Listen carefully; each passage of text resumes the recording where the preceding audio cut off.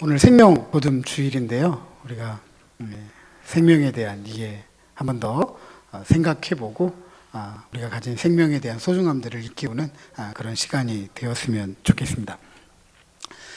세계적으로 유명한 심리학자이기도 하고 철학자이기도 한 에리 프롬이라는 분이 있습니다. 이분이 쓴 유명한 저서가 있죠. 소유냐 존재냐. 이 책에서 이분이 인생을 두 종류로 구분합니다. 소유지향적인 인생, 그리고 존재지향적인 인생입니다. 소유지향적인 인생은 무엇인가를 가져야만 행복하다라고 만족하는 사람입니다. 물질적으로 풍성해진 1970년대 미국에서 프롬은 인간에게서 뭔가 참 많이 부족한 것 같다라는 생각을 했던 것 같아요. 그리고 그 이유가 오히려 더 많이 가진 것에서 찾았습니다. 풍성하다 보니까 오히려 더 부족해졌다. 더 많이 가졌는데 더 부족해졌다. 물질이 풍성해지면 사람은 더 많이 가지려고 하잖아요. 더 많은 것을 소유할 때 행복하다 이렇게 생각을 합니다. 이런 분들의 대표적인 특징이 뭐냐면 길 가다가 이쁜 꽃이 있으면 이분은 뭐부터 하죠?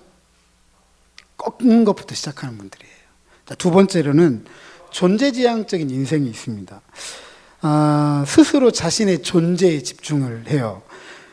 스스로 자신의 존재에 대해서 만족하고 자기 스스로 주체적인 생각을 하고 또 자신을 드러내고 나타낼 줄 아는 사람을 존재지향적인 인생이다.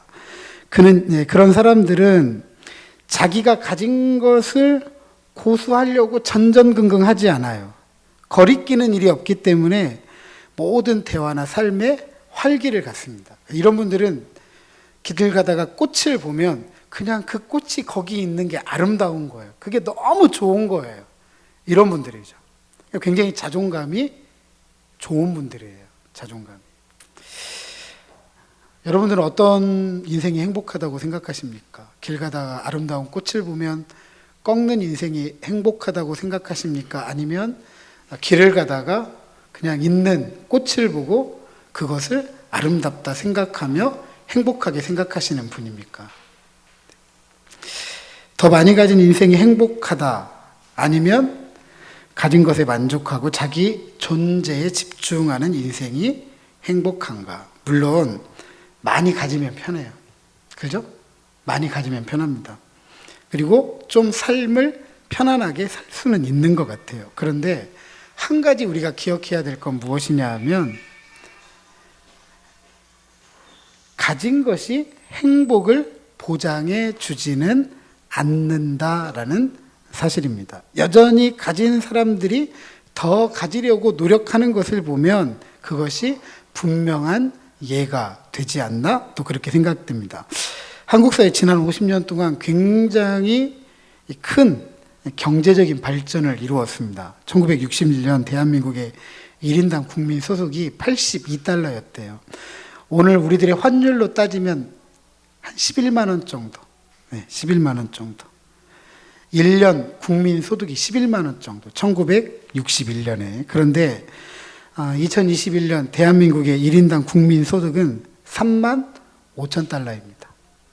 60년 전에 비하면 430배의 경제적인 규모가 커졌습니다. 이렇게 한번 물어볼 수 있죠. 지금 우리는 61년도 그때보다 430배 더 행복하십니까? 그때에 비해서 더 행복하십니까? 한번 물어볼 수 있다는 거죠. 자, 오늘 본문의 앞부분부터 보면 예수님은 재물에 대한 이야기를 하고 있습니다. 아주 직접적으로 이야기를 하죠. 네 보물이 있는 그곳에는 네 마음도 있다. 심지어 또 이렇게 말씀하시죠. 한 사람이 두 주인을 섬기지 못할 것이니 혹 이를 미워하고 저를 사랑하거나 혹 이를 중히 여기고 저를 경히 여김이라. 너희가 하나님과 재물을 겸하여 섬기지 못한다. 재물이 우리의 삶의 주인이 되어서는 안 된다. 재물은 인생의 도구이고 절대적인 가치가 되어서는 안 된다라는 것입니다.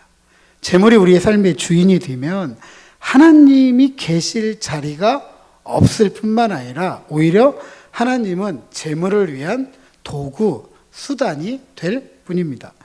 예수님은 바로 이 부분을 지적하신 것이죠. 재물이 나쁜 것이 아니라 그 재물이 우리 인생의 주인 노릇하는 것이 잘못된 것이다. 그러면서 예수님은 우리에게 질문하십니다.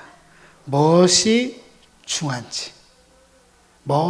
중요한지 생각해 보라는 거죠.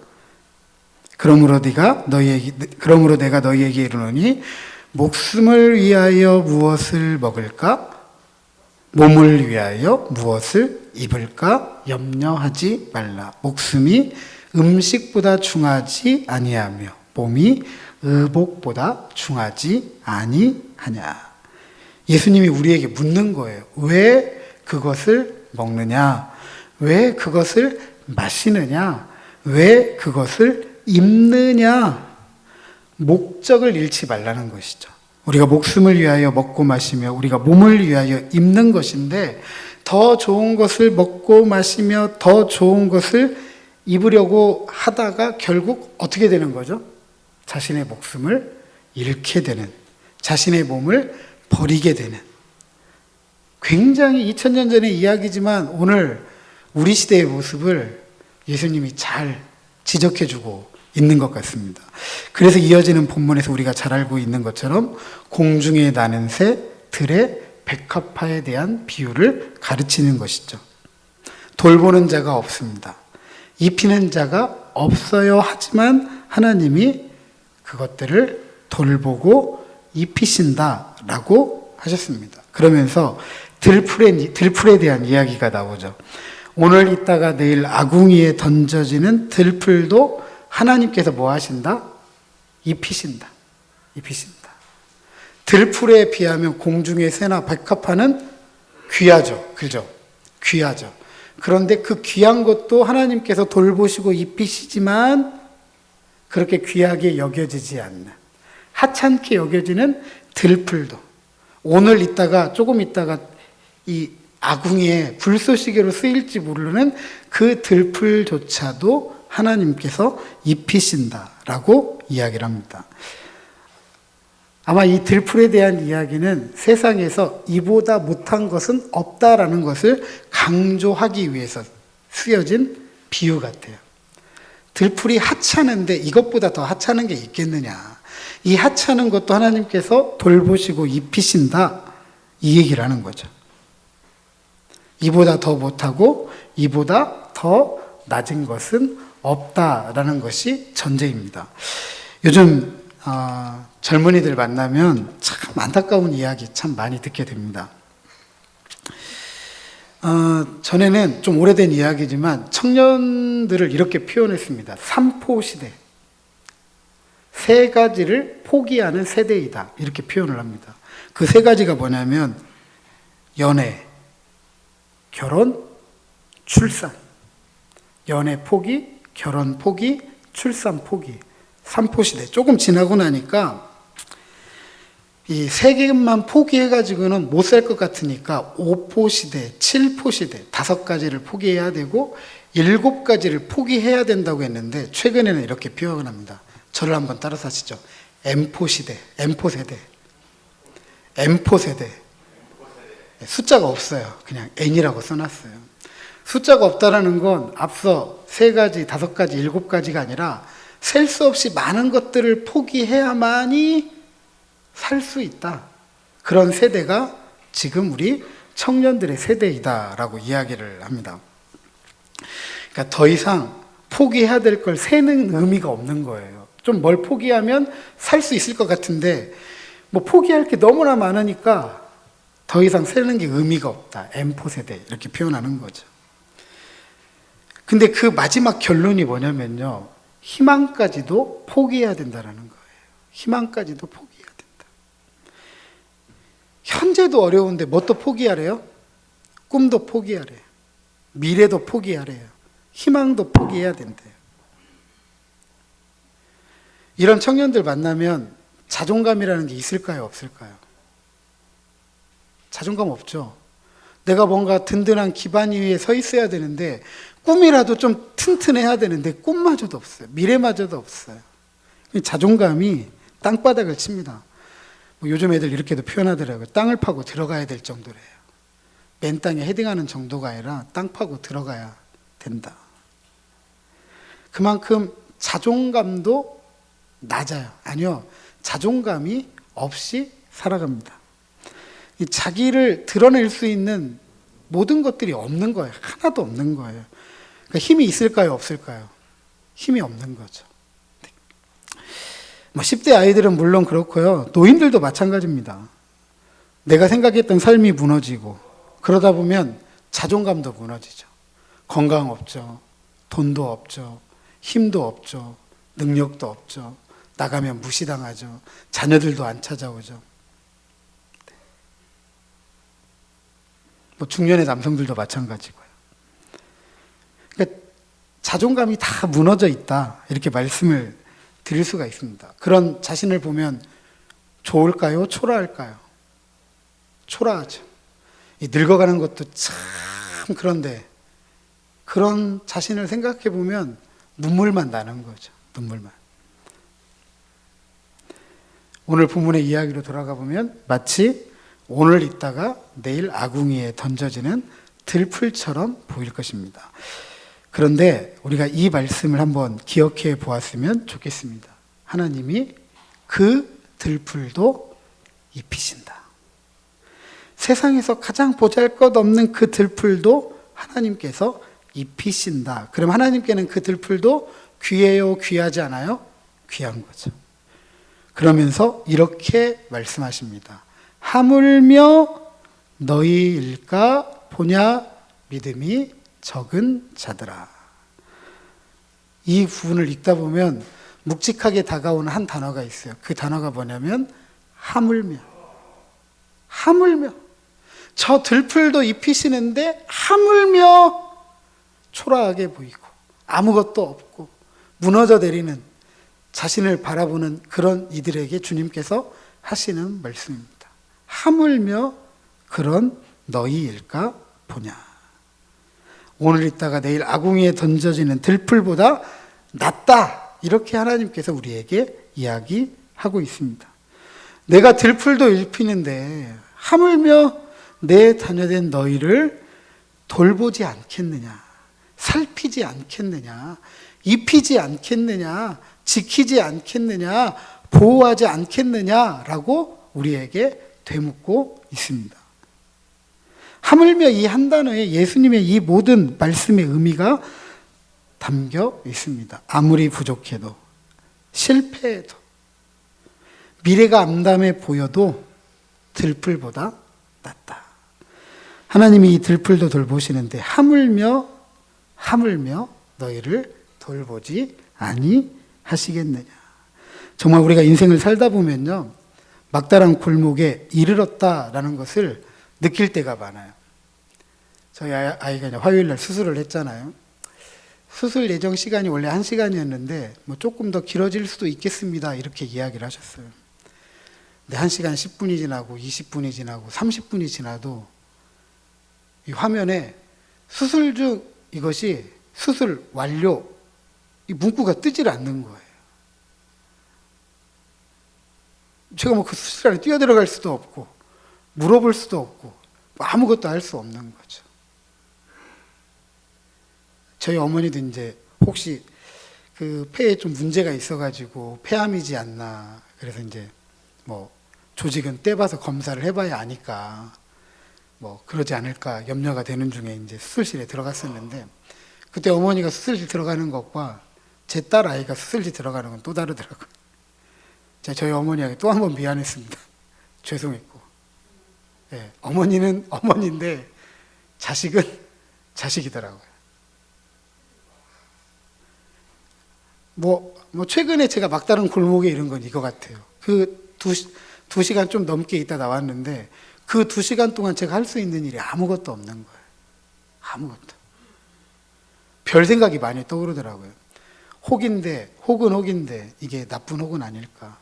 저러다가 나와가지고 다 드러내야 된다라고 이야기하면 나는 뭐라고 해야 될까? 뭐 별 생각이 막 끊임없이 드는 거예요.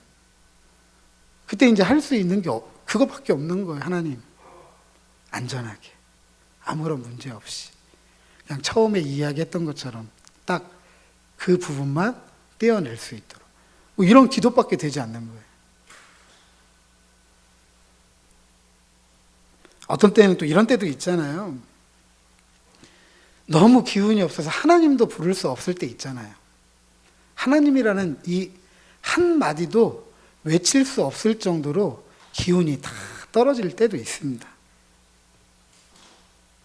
그때 우리가 기억해야 될 단어가 바로 하물며 너희일까 보냐. 너무 고통스러워서 입을 열 수 없을 때 하나님은 끙끙 앓는 소리까지도 들으시는 분이십니다. 들풀도 입히신 하나님께 하물며 너희일까 보냐, 너희일까 보냐 우리에게 말씀해 주십니다. 이런 믿음을 가지고 살아간 하나님의 백성, 그리스도의 제자들은 자연스럽게 소망을 가지고 하나님 나라를 살아가게 되는 거죠. 나 혼자 잘 먹고 나 혼자 잘 살았다, 이게 아니라 하나님 나라의 의를 위해서 살아가게 되는 거예요. 하나님 나라의 의를 위해서. 나에 대한 존재감이 더욱더 단단해지고, 그러다 보니까 어떤 문제가 찾아오더라도 그 문제 때문에 삶의 기운을 잃어버리는 게 아니라 오히려 문제를 가지고 하나님께 기도하고 그 문제와 함께 살아가는 거죠. 네. 오늘은 괴로울 수 있지만 하나님의 약속을 가지고 다시 삶을 시작할 수 있게 되는 것입니다. 그러니까 이 믿음이 소유가 아니라, 내가 더 많이 갖도록 하는 것이 아니라 하나님의 자녀로, 하나님의 백성으로, 그리스도의 제자로 살아가게 하는 것입니다. 사랑하는 성도 여러분, 2021년 대한민국에서는요, 자살로 인해서 이 세상을 등지신 분이 13,325명이라고 합니다. 평균 하루에 36명이 자신의 생명을 스스로 버리고 있다라는 사실입니다. 우리가 지금 예배드리는 이 한 시간에도 약 1.5명이 우리가 모르는 사이에 자신의 생명을 내버리고 있습니다. 자살은 대한민국 사망 원인 5위예요. 대한민국 사망 원인 5위. 1위는 암이고, 2위는 심장질환, 3위는 폐관련, 4위는 뇌혈관 질환, 5위가 자살입니다. 그런데 연령대별로 사망 순위를 따져보면 확 달라집니다. 10대와 20대, 30대의 사망 원인 1위는 자살입니다. 그리고 40대와 50대는 사망 원인 2위입니다. 정말 안타까운 사실이죠. 하지만 통계를 좀 더 살펴보면 더 안타깝습니다. 20대에서 자살 사망자, 20대 전체 사망자 중에 약 56%가 자살입니다. 20대 중에 죽었다라고 하면 둘 중에 하나는 자살이에요. 셋 중에 한 2명 자살입니다. 다른 연령대도 거의 비슷해요. 10대는 43.7%, 30대는 40.6%. 그러니까 10대, 20대, 30대 2명 중에 1명은 자살입니다. 이렇게 많은 사람들이 자신의 생명을 내려놓고 죽어가고 있는데도 우리 주변에는 그런 분들이 없는 것 같아요. 전체 우리나라 사망자 통계를 내보면, 여러분 장례식장에 10분을 찾아가게 되면 그 중에 1분은 자살이에요. 그런데 그런 얘기 못 들어보잖아요. 그죠? 왜냐하면 자살을 우리는 숨기니까 그래요. 죄책감이 들고 부끄럽고 창피하고 자꾸 숨기니까 모르는 것처럼 지나가요. 모르는 것처럼. 그럼 왜 우리나라에 이렇게 자살하는 사람이 많을까? 어떻게 하다 이렇게 됐을까? 그 이유를 찾아보다 보니까 IMF하고 연관이 너무 많아요. IMF가 1997년에 찾아오게 되잖아요. 제가 졸업하던 해이기도 한데 그 이전까지만 해도 우리나라 1년 평균 자살하시는 분들이 10명이 안 됐어요. 10명이 되지 않았는데 IMF가 지나고 그래도 열심히 살아보려고 노력했는데 그 노력이 한 3, 4년 지나고 그 노력의 어떤 결과를 얻지 못하니까 2002년부터 갑자기 자살률이 올라가기 시작을 합니다. 그러다가 2011년에는 32명까지 올라가게 돼요. 10명이 안 되었는데 그 20년이 채 안 되는 시기에 32명. 약 3배 이상, 4배까지 올라가게 됩니다. 4배. 세계에서 유례를 찾아볼 수 없는 상황이에요. 그렇다고 한다면 IMF가 자살률을 이렇게 올리는 원인이 됐다고 한다면 그 이유는 한 가지 이유죠. 사람들이 어떻게 하면 더 가질까? 소유지향적인 인생을 선택하다 보니까 그 소유가 채워지지 않아서 채워질 가능성이 암담해 보이니까 결국 스스로 자신의 생명을 내려놓았다. 이렇게 이해가 됩니다. IMF 이후 시대에 우리나라에 찾아온 가장 큰 건 그거잖아요. 돈이에요. 돈이 주인 노릇하기 시작했습니다. 생명이 절대적인 가치였는데 IMF 지나면서 돈이 절대적인 가치가 된 거예요. 돈이 없으면 죽는다라는 생각이 우리 사회에 팽배하게 되었습니다. 행복하게 살려면 뭐가 필요해요? 돈이 필요해요. 그런데 이때부터 돈을 벌기 위해서 뭐 했냐면 여러분 행복을 저당 잡았죠. 돈만 있으면 되니까 무엇이든 할 수 있다라고 생각을 했어요. 그리고 무엇이든 해야만 했어요. 먹고 살아야 되니까. 근데 너무 먹고 살다 보니까 결국 행복을 저당 잡았으니까 행복해요? 행복하지 못해요? 행복하지 못한 거죠. 돈 벌기 위해서 가족 포기하고 돈을 벌었는데 가족을 포기했더니 가족이 누려야 될 행복을 잃어버리게 되는 거죠. 한 인생도 망가지고 가정도 해체되고 에리 프롬이 1970년대 미국 사회를 보면서 했던 소유냐 존재냐 이 인류를 향해 던졌던 질문이 어느덧 한국 사회의 질문이 된 거예요. 소유냐 존재냐. 근데 앞서 말씀드렸지만 소유하는 것으로 행복을 보장받을 수는 없다. 오히려 우리가 존재하는 것 그 자체로서 행복을 찾아야 된다라는 것이죠. 딸아이가 아프고 나니까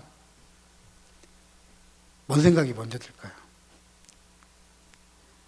다른 거 하나도 필요 없고 그냥 건강했으면 좋겠는 거예요. 옆에 있으면 좋겠는 거예요. 옆에 있으면. 다 그렇잖아요. 그죠? 누가 아파서 병원에 입원하고 수술을 하게 되면 뭐 돈을 못 벌어와서 뭐 이런 얘기 안 하시잖아요. 그냥 무슨 생각만 하죠? 들어갔다가 건강하게만 나왔으면 좋겠다. 입원했다가 건강하게 퇴원하면 좋겠다. 이게 무슨 이야기예요? 그냥 살아있는 것만으로 나는 행복하다는 이야기죠.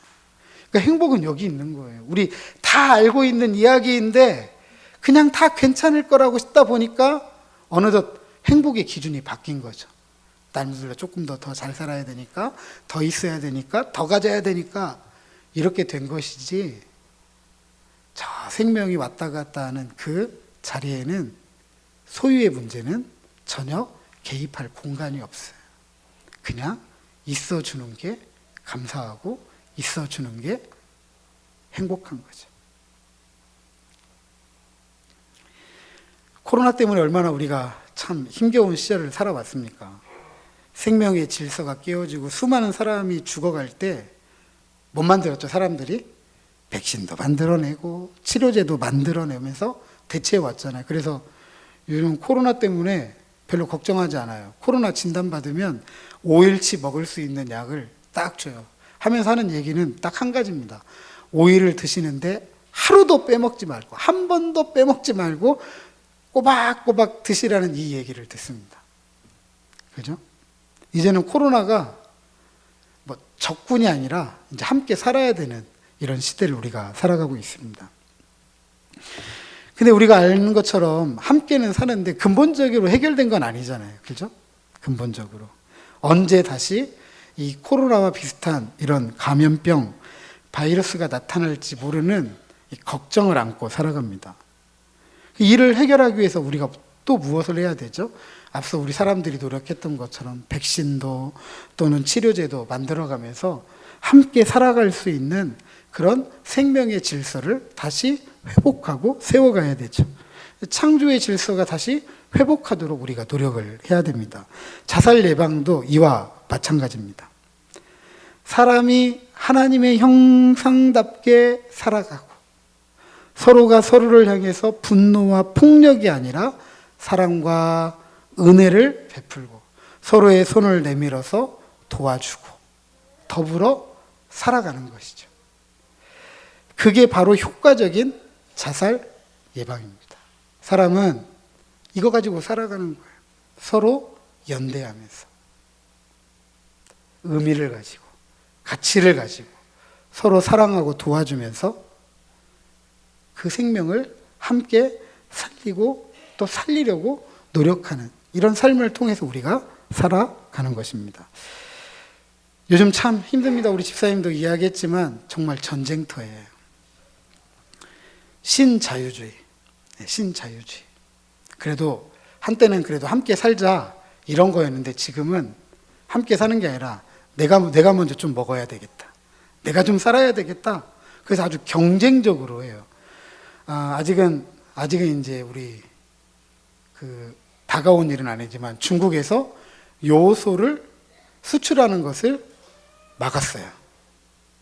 그러면 여러분이 농사 짓는데 필요한 비료 중에 요소 비료 있잖아요. 그럼 비료 만들어요? 못 만들어요? 못 만들게 되죠. 그러면 요소 비료값은 또 천정부지로 올라가게 되고 농사 짓기는 더 어려워지게 되죠. 경유차 모시는 분들 중에 요소수 넣어야 될 차들 많잖아요. 그죠? 이 요소 안 들어오면 요소수를 못 만들어내기 때문에 차량 운행을 또 어떻게 해야 돼요? 멈추어야 돼요. 차량 운행이 멈추면 경제가 돌아가요? 안 돌아가요? 안 돌아가요.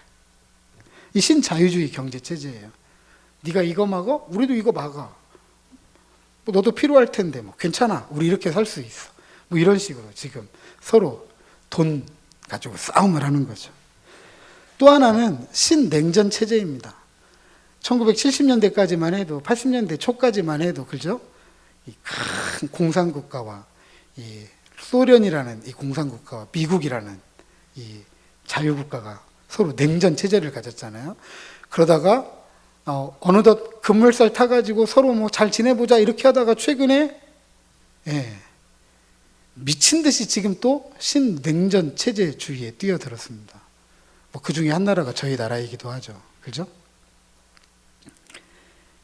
굉장히 빠르게 변하고 있습니다. 경제의 앞날을 내다보기가 쉽지 않아요. 많은 분들이 나와가지고 뭐 조금 나아질 거라고 이야기하는 분들도 있지만 더 힘들 거라고 이야기하시는 분들이 지금 훨씬 더 많은 것 같아요. 그러니까 삶의 방향을 찾을 수가 없어요. 어떤 길을 걸어가야 될지. 그래서 삶은 더 어려워지고 있습니다. 그래서인지 우리 이런 말 많이 듣죠, 요즘. 각자 도생이다. 각자 도생이다. 함께 사는 게 아니라 나만 살면 돼요. 나만 살기 위해서 뭐가 필요하죠? 돈이 필요한 거죠. 그러니까 돈이 더 중요시되고 있고 경쟁, 효율 앞세우면서 할 수만 있다면 조금 더 부를 쌓아가려고 노력을 많이 하고 있습니다. 그래서 더 많은 사람들이 더 자신들의 미래에 대해서 낙심하고 절망하고 있고 더 삶을 살아가야 될 이유와 의미를 잃어버리니까 스스로 생명을 내려놓는 것입니다.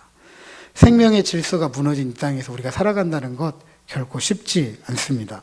이런 시기에 생명의 질서를 회복한다는 것, 죽음이 아니라 생명을 만들어가는 것은 누가 해야 될 일이냐면 교회가 해야 될 일입니다. 왜냐하면 교회는 하늘의 생명을 세상에 전하는 곳이기 때문입니다.